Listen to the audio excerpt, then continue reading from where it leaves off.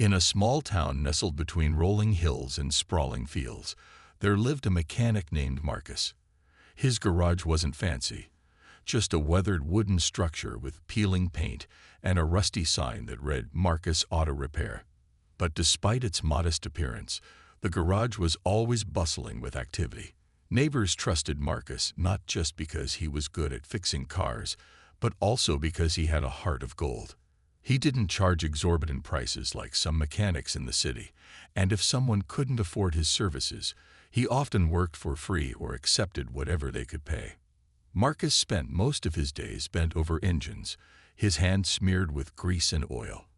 He loved solving problems, figuring out what made each car tick, and breathing new life into machines others had given up on. To him, every broken-down vehicle had potential.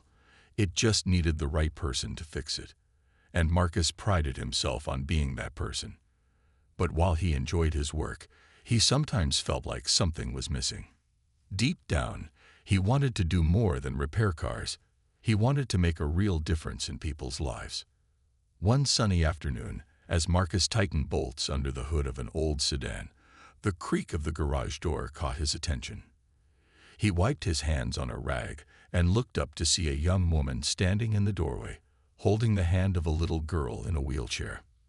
The woman introduced herself as Sarah, and the girl beside her was her daughter, Lily. Sarah hesitated for a moment before speaking, her voice trembling slightly. She explained that Lily, who was 6 years old, had been born with a spinal condition that left her unable to walk. Despite her challenges, Lily was a bright and cheerful child who loved everything about cars. Their colors, their sounds, the way they moved. But she's never been able to drive one, Sarah said softly, her eyes filling with tears.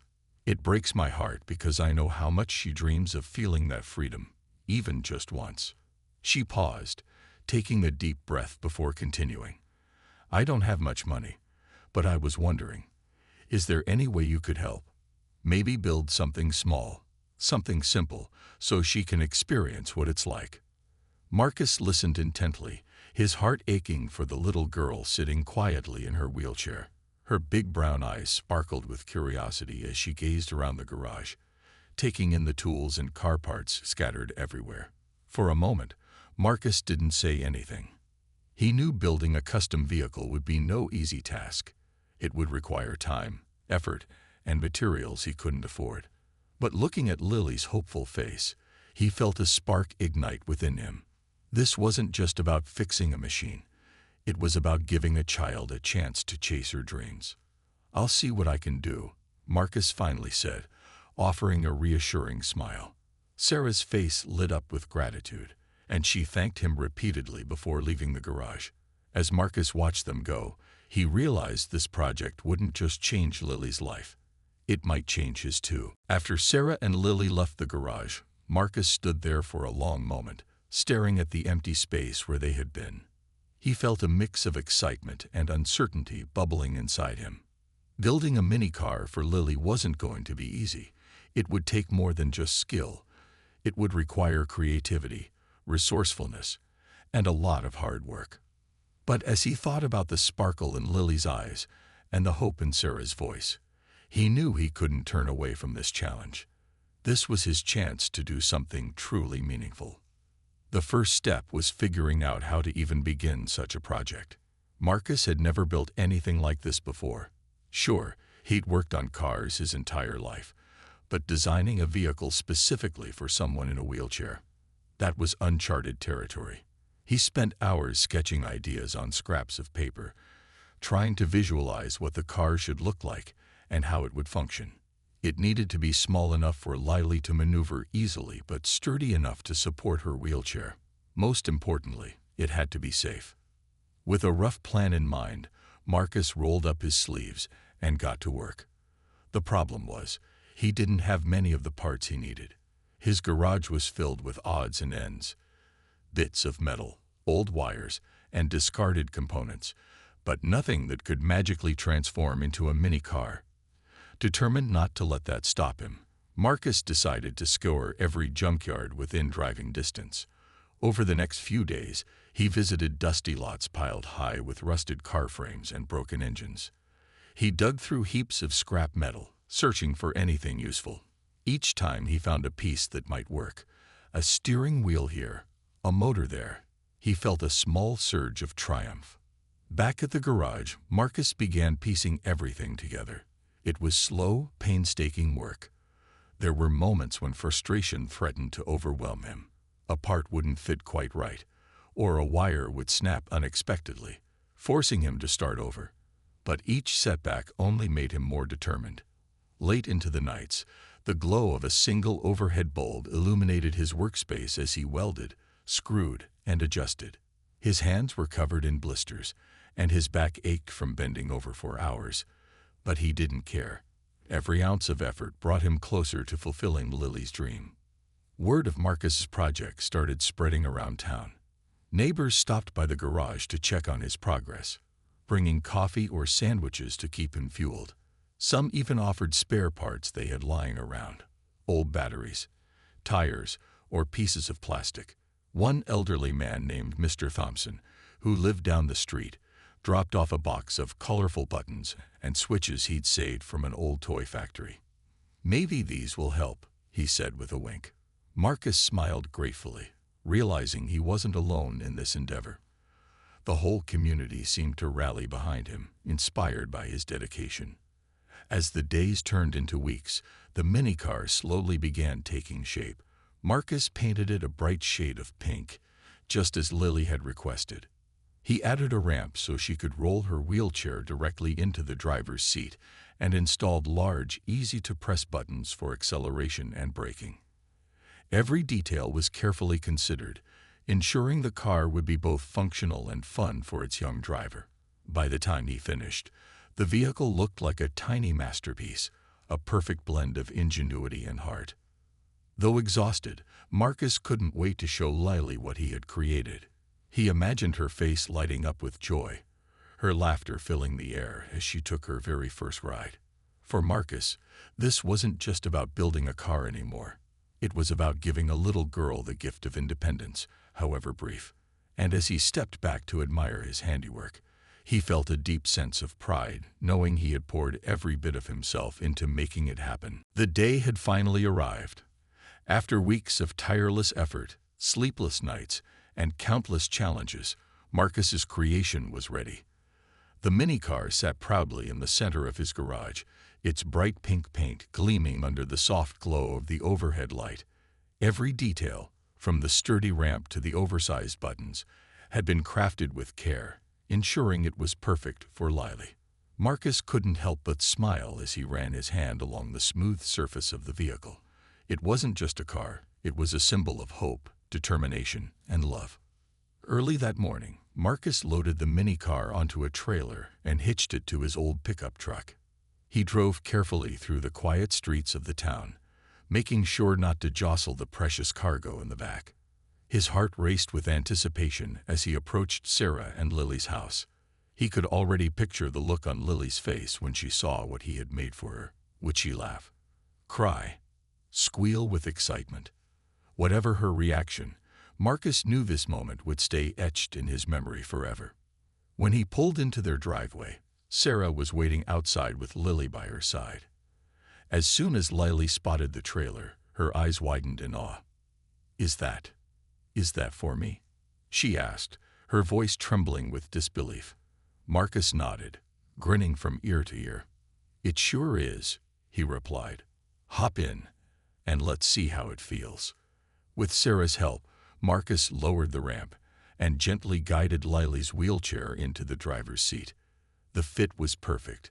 Once she was securely buckled in, Marcus knelt beside her and showed her how to use the controls. "This button here makes you go," he explained, pointing to the large green button. "And this one over here stops you." Lily's fingers hovered over the controls, her excitement palpable. For a brief moment, she hesitated, glancing at Marcus for reassurance. "You can do it," he encouraged softly. "Just press the button." Lily took a deep breath and pressed the accelerator. The minicar hummed to life, moving forward slowly at first, then picking up speed as she grew more confident. Her laughter filled the air, pure and unrestrained, as she zoomed down the driveway and circled back around. Sarah clapped her hands, tears streaming down her face. "Oh, Marcus, thank you," she said, her voice choked with emotion. "I can't tell you what this means to us," to her. Marcus watched as Lily drove the car in loops, her face glowing with joy. She looked so alive, so free, as if all the weight of her limitations had vanished in that moment. It wasn't just about the car. It was about giving her a taste of independence, a chance to feel like any other child. For years, Lily had dreamed of driving, of feeling the wind rush past her as she moved forward under her own power. And now, thanks to Marcus, that dream had become a reality. As the morning sun climbed higher in the sky, Marcus stayed to watch Lily play, answering her endless questions about how the car worked and laughing along with her infectious giggles. He felt an overwhelming sense of fulfillment knowing he had played a part in creating this magical moment. This wasn't just a project for him. It was a reminder of why he loved what he did. Fixing things, building things, wasn't just about machines. It was about people. It was about finding ways to make life a little brighter, a little easier for those who needed it most. By the time Marcus packed up his tools and prepared to leave, Lily was still beaming. She gave him a tight hug before he got into his truck, whispering, "Thank you for my car." Those simple words meant more to Marcus than she could ever know. As he drove away, he glanced in the rearview mirror to see her waving goodbye, the pink minicar parked proudly beside her. In that moment, Marcus realized something profound. Kindness, no matter how small, has the power to change lives, including your own. Just a few days after the heartwarming delivery of the minicar, Marcus returned to his garage early one morning, ready to dive into another day of work. The air was crisp, and the sun had barely begun its climb into the sky. As he unlocked the heavy wooden door of the garage, he froze mid-step.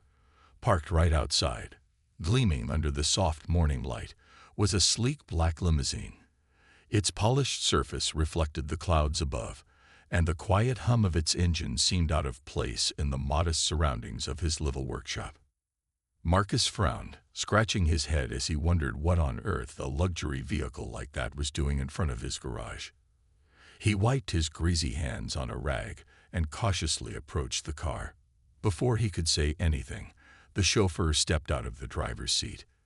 Dressed in a sharp black uniform with white gloves, the man looked completely out of place among the oil-stained tools and rusted parts scattered around Marcus's workspace. "Mr. Marcus," the chauffeur asked politely, his voice calm and formal. "Yes, that's me," Marcus replied, still confused. "What's going on? Is someone hurt or something?" The chauffeur shook his head and handed Marcus an envelope sealed with a golden insignia. "You've been summoned," he said simply, his tone giving nothing away. "Summoned?" Marcus blinked, turning the envelope over in his hands. It felt thick and expensive, unlike anything he'd ever received before. Carefully, he opened it and pulled out a single sheet of paper. The letter inside was written in elegant cursive, each word flowing across the page like art. It read, "Dear Mr. Marcus, your extraordinary act of kindness has not gone unnoticed. What you have done for young Lily is a testament to your compassion and ingenuity. We would be honored to meet with you at your earliest convenience to discuss how your talents might inspire others. Transportation will be provided." There was no signature, only a crest bearing the initials RE engraved at the bottom of the page. Marcus stared at the letter, his mind racing. Who was this mysterious person who knew about Lily's car? And why did they want to meet him? Before he could ask any questions, the chauffeur gestured toward the limo. "Whenever you're ready, sir," he said, opening the door for Marcus. Hesitant but intrigued, Marcus climbed inside. The interior of the limousine was unlike anything he'd ever experienced.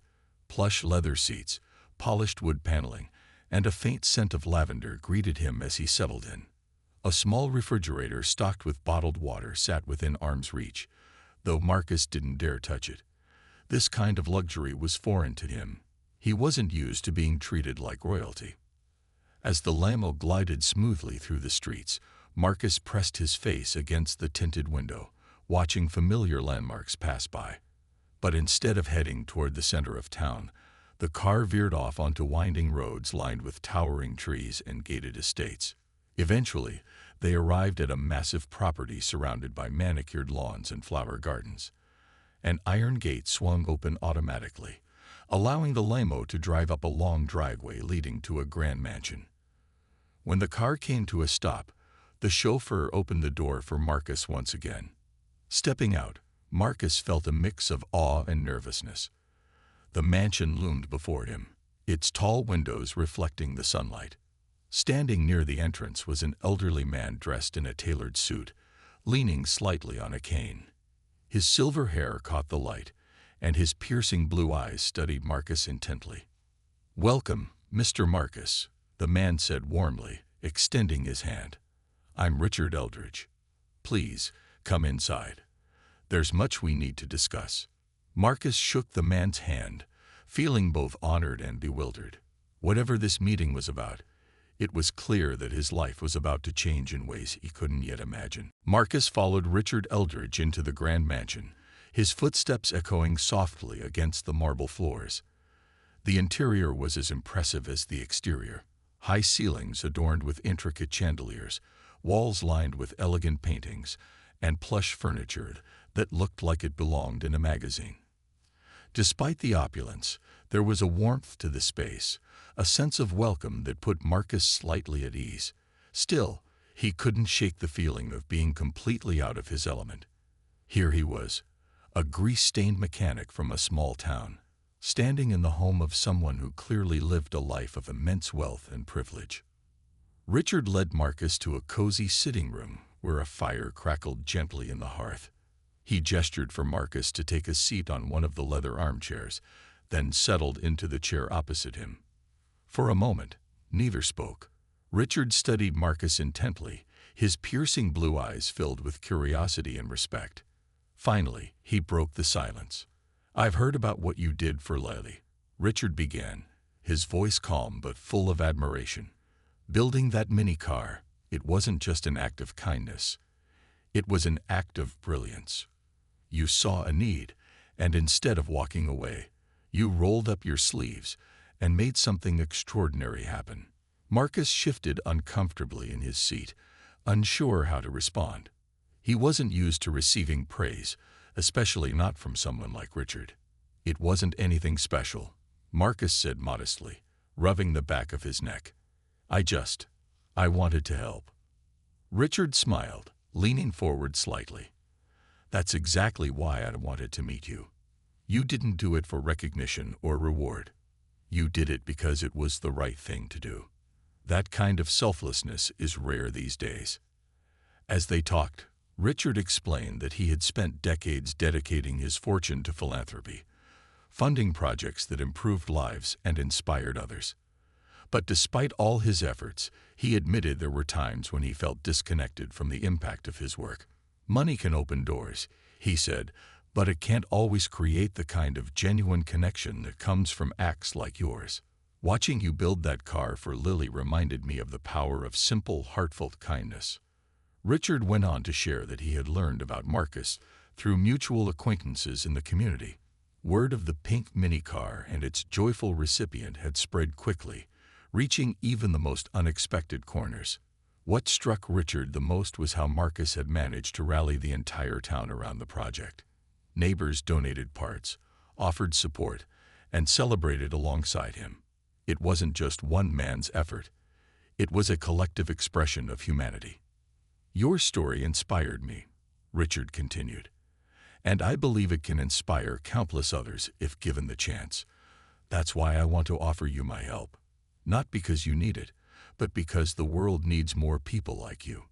Marcus listened quietly, his mind racing. He appreciated the sentiment, but he couldn't imagine what someone like Richard could possibly offer him. He was just a mechanic, a guy who fixed cars and helped out when he could. How could he possibly make a bigger difference?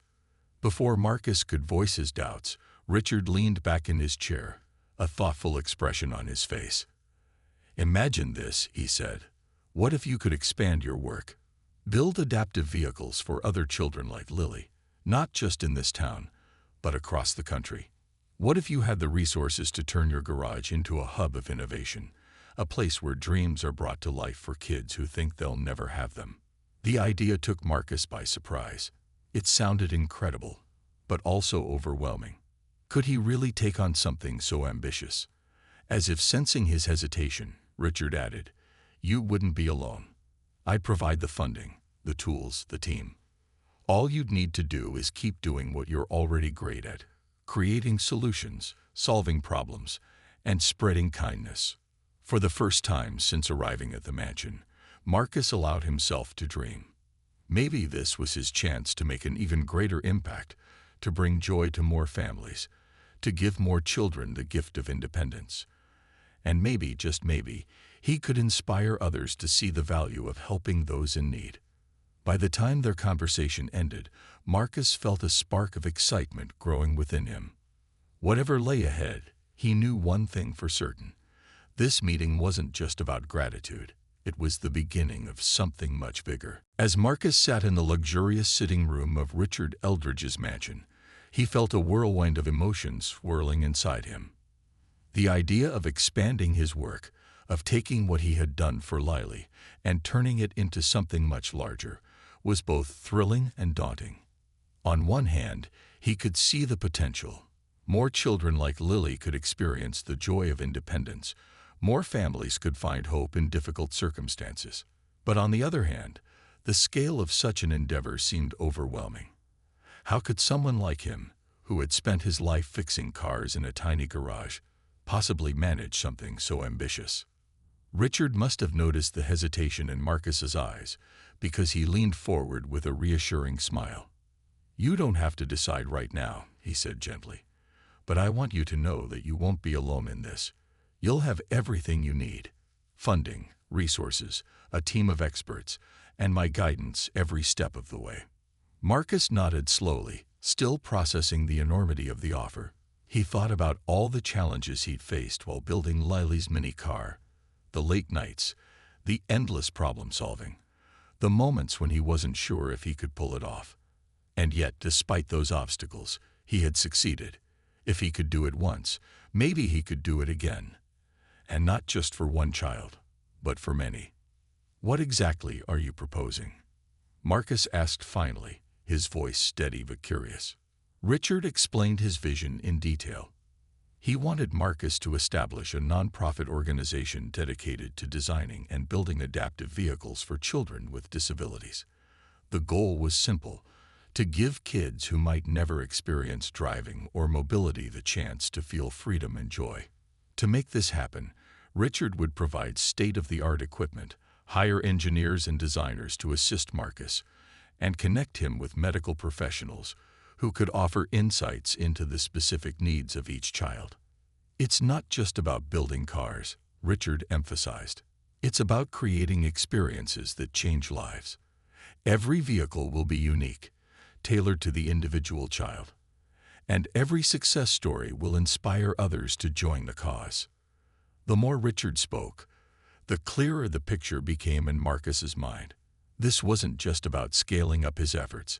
It was about building a movement, a community united by compassion and innovation.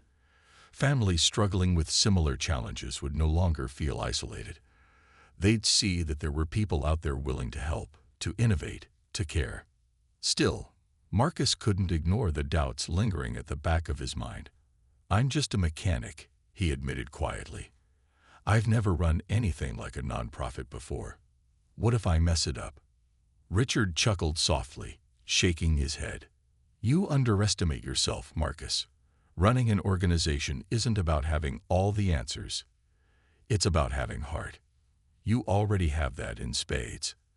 As for the rest, we'll figure it out together. Mistakes will happen, sure, but they're part of the process. What matters is that we keep moving forward." Hearing those words gave Marcus the courage he needed. Richard wasn't asking him to transform overnight into someone he wasn't. He was simply offering the tools and support to amplify what Marcus already did best, helping others through his skills and determination. By the time their meeting ended, Marcus felt a renewed sense of purpose. He shook Richard's hand firmly, gratitude swelling in his chest. For years, he had worked quietly in his garage, content to make small differences in the lives of those around him.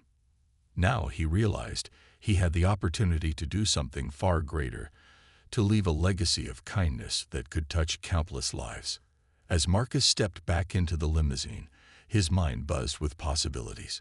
The road ahead wouldn't be easy, but for the first time, he allowed himself to dream big. One child at a time, one car at a time, he would show the world that even the simplest acts of kindness could spark extraordinary change. With Richard's support, Marcus's life transformed in ways he could never have imagined. What had once been a humble garage filled with oil-stained tools and spare parts soon became a bustling hub of innovation. The nonprofit organization, which they named Wheels of Hope, quickly gained attention not only in their small town but across the country. It wasn't just Marcus anymore. He now led a team of skilled engineers, designers, and volunteers who shared his passion for helping children with disabilities experience independence. The workshop was upgraded with state-of-the-art equipment donated by Richard. There were 3D printers to create custom components, hydraulic lifts to make modifications easier, and even a testing track where kids could safely try out their new vehicles. Every corner of the space buzzed with energy as team members collaborated on projects tailored to each child's unique needs.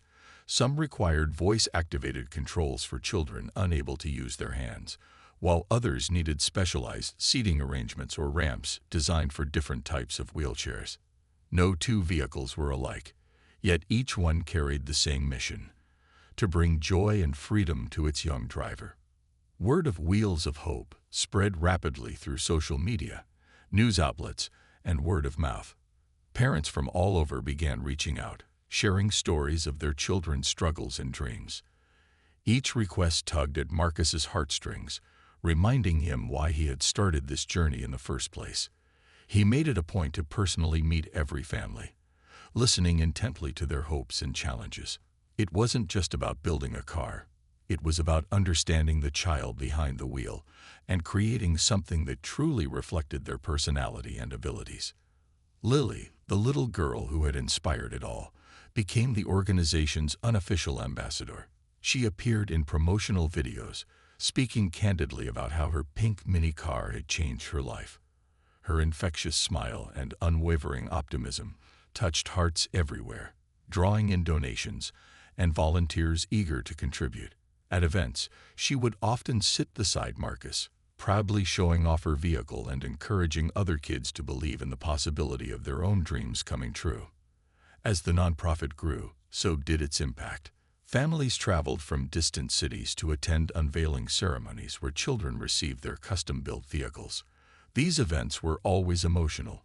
Parents cried tears of gratitude. Siblings cheered with excitement, and the kids themselves beamed with pride as they took their first rides.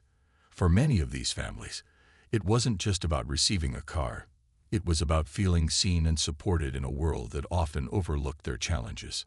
Marcus also forged partnerships with hospitals, therapy centers, and schools to identify families in need.